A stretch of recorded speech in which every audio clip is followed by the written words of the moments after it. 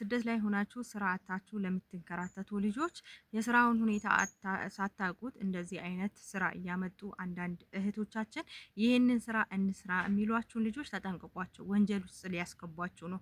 አሰላሙ አሌይኩም ወራህመቱላህ ወበረካቱ። ውድና የተከበራችሁ ውድ የሷሊያ ቤተሰቦች እንዴት ናችሁ? ሰላም ናችሁ? አልሐምዱሊላህ ከኔ ጋር ሁሉ ሰላም ነው አልሐምዱሊላህ።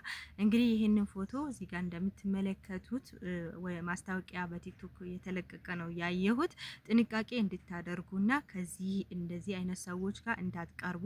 ስራ አታችሁ የፈለገ ቢቸግራችሁ የፈለገ የቤት ኪራይ ብታጡ ስደት ላይ ሆናችሁ ብትንከራተቱ የሰው ሀገር ነውና የሰው ሀገር እንደዚህ ከምሰቃይ ብላችሁ በእንደዚህ አይነት ስራ እንዳትሰማሩ።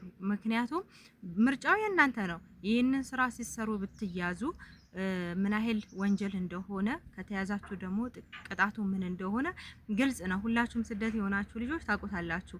ግን ደግሞ እነዚህ በህይወታቸው የፈረዱ ለወላጆቻቸው የማያስቡ ለራሳቸው ደግሞ በወንጀል እዛ ውስጥ በወንጀል የኖሩ ሰዎች ናቸው እንደዚህ ማስታወቂያ እያወጡ ስራ ያጣችሁ ስራ የሌላችሁ ስለዚህ ይህንን የውሃ ስራ ተቀላቀሉ እያሉ ውሃ ፋብሪካ ይመስል በሃይላንድ ስላደረጉት የውሃ ፋብሪካ መስሏቸው ብዙ ልጆች የት ነው እባካችሁ አስገቡን፣ እኔ ስራ የለኝም፣ ስራ ፈትቻለሁ፣ ስራ ከፈታው አመት ሆኖኛል፣ ይሄን ያህል ጊዜ ሆኖኛል ምናምን እያሉ ኮሜንት ላይ እየጻፉ እገኛለሁ። የውሃ ስራ ሲባል ዝም ብሎ እውነት የሚጠጣው ውሃ እንዳይመስላችሁ፣ ከምር ነው የሚያዘጋጁት፣ ከምር ነው። እንግዲህ ሀገራችንን በተለያየ ከምር ያበከሉት፣ ያንቋሽሹት፣ ያቆሽሹት አንሷቸው እንደገና ስደት ላይ ሂደው ይሄንን ስራ ማይፈቀደው ሀገር ማለት ነው። አይገርማችሁም? ማይፈቀድበት ሀገር ላይ ሄዶ ይሄንን ስራ ሰርተው እንግዲህ እነሱ ተደብቀው ይገኛሉ። እናንተ ደግሞ እውነት የውሃ ፋብሪካ ወይም ደግሞ እውነትም ውሃ በሃይላንድ አስገብተው አሽገው የሚሸጡ መስሏችሁ እንዳትሸወዱ አደራ ነው የምላችሁ። ይኸው አሁን ላይ ጭራሽ በይፋ እየወጡ ስራ የሌላችሁ ስራ እናስጀምራችሁ እያሉ ነውና ኃይለኛ ንፋስ መጣ እና ጥንቃቄ እንድታደርጉ ነው። ግድ ነው። ጥንቃቄ አድርጉ። ሰው በቃ ዝም ብሎ ይሄንን ስራ ላስጀምራችሁ ሲላችሁ የስራውን ምንነት ምን እንደሆነ በደንብ ማጣራት አለባችሁ። ያው ወንጀል ነው ታውቃላችሁ። ይሄ ትልቅ ወንጀል ነው። ከምር ነው። ከምር ደግሞ አረብ ሀገራት ላይ አይፈቀድም። በአጠቃላይ በእኛ አበሾች በአጠቃላይ በቃ ሞት ነው፣ የሞት ፍርድ ነው የሚፈረደው። ስለዚህ ከዛ ነገር ላይ ተቆጥቡ። እናንተ የወጣችሁት እኮ በሐላል ሰርታችሁ የሐላል ገንዘባችሁን አግኝታችሁ በሰላም ሀገራችሁ እንድትመጡ ነው። እነዚህ ደግሞ ይህን ስራ የሚሰሩት ደግሞ ሰላም ስለማይፈልጉ የሚፈጠረውን ነገር ደግሞ እንቀበላለን ብለው ስላመኑበት በዚህ ስራ ተሰማርተው እየሰሩ ይገኛል። ስለዚህ እናንተ ደግሞ ምንም በማታውቁት ነገር ስራ ነው ተብላችሁ ሂዳችሁ ገብታችሁ በኋላ ደግሞ ስቃይ ውስጥ ከምትገቡ ካሁኑ በዚህ ስራ ላይ ባትሰማሩ መልካም ነው። ለምን ነፍ ስራ ሞልቷል። ሐላል ከሆነ የኛ ርስቅ ከሆነ ቤታችን እያለን ሰበቡን እናድርስ እንጂ ይመጣል። ስለዚህ ከእንደዚህ አይነት ነገር ደግሞ መቆጠብ ግድ ይለናል። ራሳችሁን ጠብቁ። ምርጫው የእናንተ ነው። የሞት ፍርድና በመኖር ሁኔታ በሁለቱ መካከል ሆናችሁ ይሄንን ውሳኔ ወስናችሁ በዚህ ስራ ላይ የምትገቡት እንደኔ ግን በሰላም የወጣችሁበት ሀገራችሁን በሰላም ለመመለስ ሰላም ባለው መልኩ ሰላምን ፈልጋችሁ ስራችሁን በአግባቡ እንደማንኛውም ሰው ተቀጥራችሁ መዳም ቤቱ ናችሁ ብትሰሩና ብትለወጡ የተሻለ ነው። አንደኛ እዚህ ስራ ውስጥ ገብታችሁ ወንጀለኛ ናችሁ። ሁለተኛ ነገር ደግሞ ለእናንተም በረካ የለውም። ሶስተኛ ነገር ደግሞ ብትያዙ የሞት ፍርድ ነው የሚፈረድባችሁ። ስለዚህ በእነዚህ ሶስቱ ምርጫ አድርጋችሁ የምትወስኑት እናንተ ናችሁ። ግን ከእንደዚህ አይነት አጭበርባሪ ሴቶች አጭበርባሪ ከእንደዚህ አይነት ስራ ውስጥ ከሚሰሩ ልጆች ጥንቃቄ አድርጉ። አንድ እህታችን ነበረች እንደው ወደ ቻይና ስትገባ ናዝራዊት የምትባል በእርግጠኝነት ብዙዎቻችሁ ታስታውሷታላችሁ።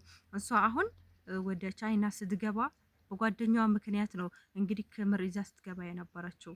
ይኸው እስካሁን ድረስ እስር ቤት ናት። ብዙ ጊዜ የሞት ፍርድ ተፈረደባት። በቃ ቅጣቷ የሞት ፍርድ ነው የተባለው፣ ግን እስካሁን ድረስ እስር ቤት ናት። ፍትህ ቢባል ምን ቢባል ማንም ሊደርስላት አልቻለም። ማንም ደግሞ አይደርስላትም። ምክንያቱም ፍትህ የምንለው ለሀገራችን ሲሆን እንጂ ከሀገር ውጭ ላለ ሰው ፍትህ ብንል ምን ብልብን ማንንም አይመለከተውም። በዛ ላይ በወንጀል ተይዛችሁ ወንጀል ስትሰሩ ተይዛችሁ ማንም አይሰማችሁም። ስለዚህ የወጣችሁበት ነገር በሰላም ለመመለስ ሰላም ያለው ስራ፣ ሰላም ያለው ቦታ መዋል፣ ጠንክራችሁ መስራት፣ ሀገራችሁን በሰላም መግባት፣ በሰላም መመለስ ያ ትልቅ ነገር ነው እኮ። ቤተሰብ በጉጉት የሚጠብቅ ወላጅ አለ፣ በጉጉት የሚጠብቃችሁ ቤተሰቦቻችሁ አሉ። ስለዚህ ያንን ደግሞ እንትን ለማድረግ በሰላም ሂዶ በሰላም ትክክለኛውን ስራ ሰርቶ በሰላም እንደመመለስ የሚያክል ነገር የለምና እኔ እንደዚህ አይነት ስራ ማስታወቂያ የሚሰሩ ልጆችን ፎሎን ባታረጓቸው እና ደግሞ እነሱን ባትከተሏቸው መልካም ነው። ብዙ ልጆች በዚህ ቪዲዮ ላይ በዚህ አሁን በለጠፉት ፎቶ ስር ብዙዎቻቸው ጥያቄ ጠይቋሉ። ማለት አስገቢኝ፣ ስራ አስገቢኝ ምናምን ብሎ ብዙ ልጆች ጠይቋል።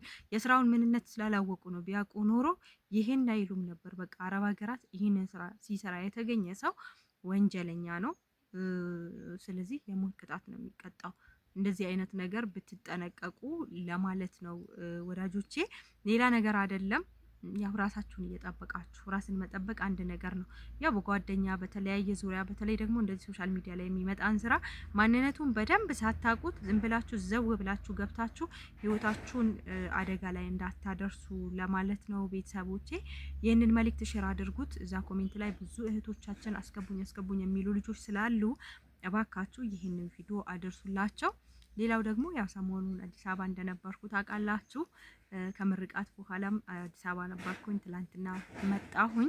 ያው ቤቴም በዚህ መልኩ ተሰርቶ አልቋል ስላችሁ ብዙ ፕሮሰሱ ምናምን ተጨርሶለት ምናምን አይደለም። ብቻ ያው በዚህ መልኩ እንደዚህ ቁሟል። እንደዚህ አድርገው ጠበቁኝ እስከምመጣ ድረስ ማለት ነው። ያ ሌላ ጊዜ ደግሞ 3 ክፍል ነው። ብዙዎቻችሁ ስንት ክላስ ነው ምናምን ስትሉ ነበረ። 3 ክፍል ነው። ብቻ ሙሉን አዙሪ ያሳያችኋለሁ። ስንት እንደጨረሰ ማሳያችኋለሁ። ብቻ በዚህ ጊዜ ቤት መስራት በጣም ነው የሚከብደው፣ ከባድ ነው። ያ በነዳጅ ምክንያት ሁሉም ነገር ጭማሪ ስላለው ማለት ነው። ከመጠን በላይ ነው የጨመሩት።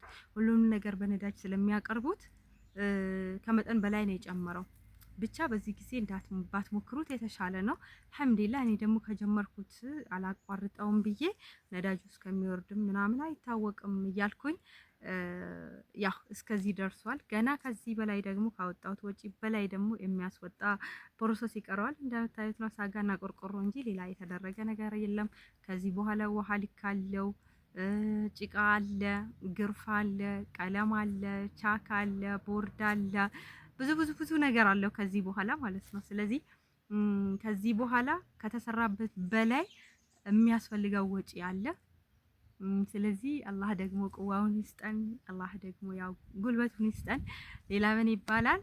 እና ይሄን ይመስላል ማለት ነው። ከፊት ለፊት አሳያችኋለሁ። በጣም ነው የሚያምረው። አሁን ይሄ ያለሁት ከኋላ ነው።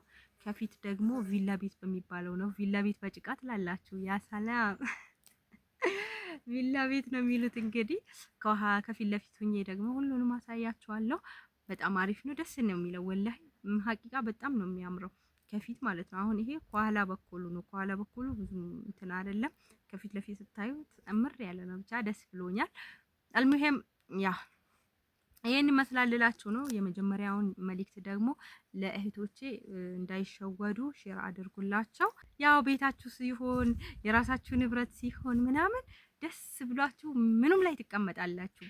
እና እኔ ደግሞ ይሄው ደስ ብሎኝ በዚህ ፀሐይ በቤቴ ጓሮ ላይ ቁጭ ብያለሁ። ማንም የለም ብቻዬን እና ብቻ ያስደስታችኋል። ስለዚህ ሀላል ነገር ሰርታችሁ ሀላላችሁን ይዛችሁ በሰላም ሀገራችሁን እንደመግባት ምንም የተለየ ጥሩ ነገር እንጂ መጥፎ ነገር የለውም።